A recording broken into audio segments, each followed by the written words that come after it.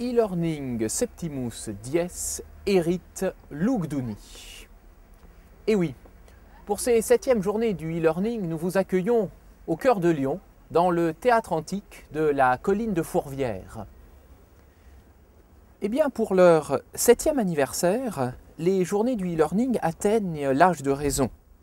Elles se proposent donc d'aborder pleinement et librement la question de l'apprentissage par Internet.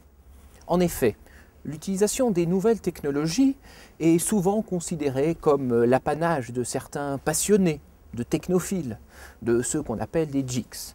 Pourtant, l'utilisation de ces nouvelles technologies est intimement liée aux pratiques pédagogiques. Il est donc indispensable de revenir aux fondamentaux et de remettre au centre des préoccupations les pratiques qui sont finalement parfois les plus simples et qui s'avèrent bien souvent être les plus efficaces.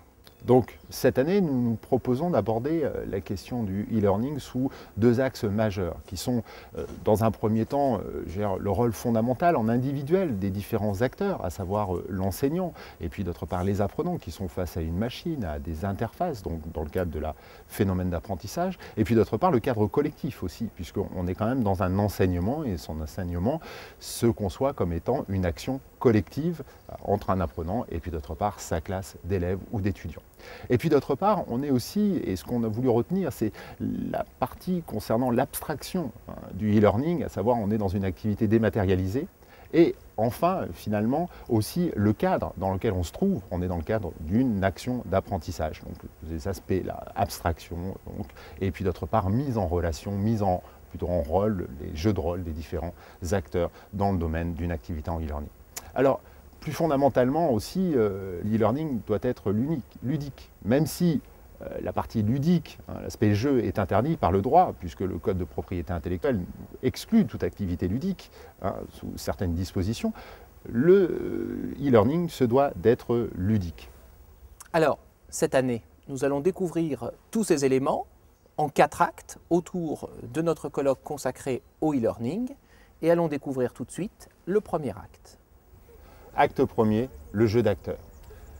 Donc le dispositif d'apprentissage par Internet nécessite fondamentalement pour sa réussite la valorisation des différents acteurs. Cette valorisation, dans le cadre de leur activité pédagogique, on pense surtout aux enseignants, doit être bien évidemment juridique, mais ce n'est pas la seule dimension. Elle doit être aussi économique et puis d'autre part permettre un épanouissement personnel des compétences propres de chaque enseignant dans le cadre de ses activités en e-learning.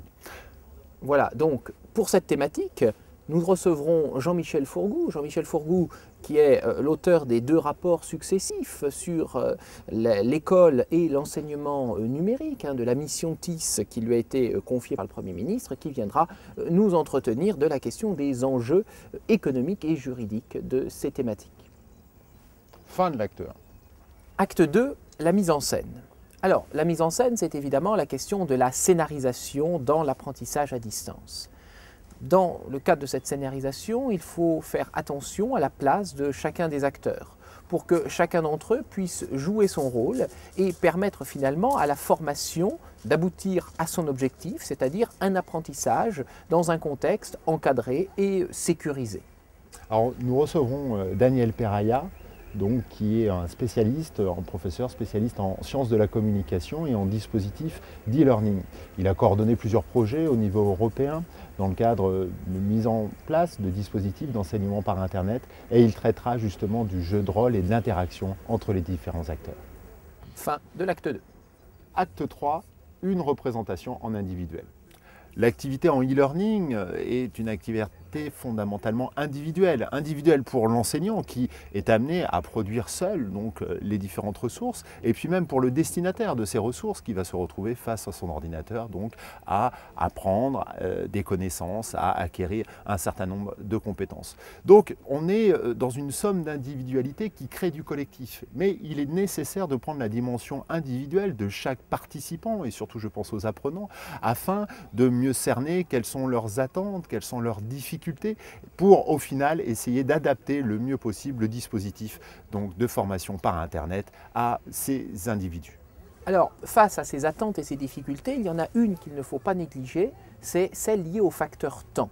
Eh bien, pour nous parler de cette question, course de vitesse ou course de fond, que serait le e-learning, nous recevrons Margarida Romero, qui est professeure à l'Université de Barcelone et à l'Université ouverte de Catalogne, et qui s'intéresse à ces questions de temps dans l'apprentissage. Fin de l'acte 3. Acte 4, des représentations par équipe.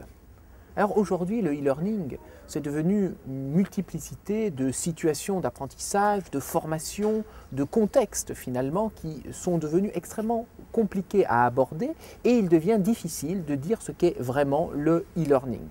C'est la raison pour laquelle il est essentiel de revenir aux fondamentaux pour remettre en évidence le rôle de l'enseignant, les modalités de la formation et on y verra alors peut-être un certain nombre d'évolutions. Alors, pour traiter de ces questions, nous recevrons donc pour la première fois à Lyon Cédric Manara, un jeune chercheur très prometteur et professeur à l'EDHEC Business School et qui nous parlera de la dimension juridique du hors-jeu dans le cadre du dispositif en e-learning. Fin de l'acte 4.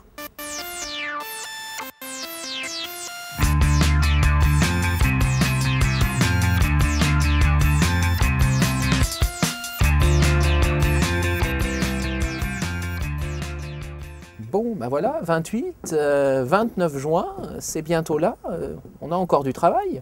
Oui, puis ça m'inquiète, hein, parce que les travaux de l'amphi sont pas bien finis, hein, il y a encore du boulot. Hein. Non, ça me paraît pas très achevé tout ça, la construction avance doucement.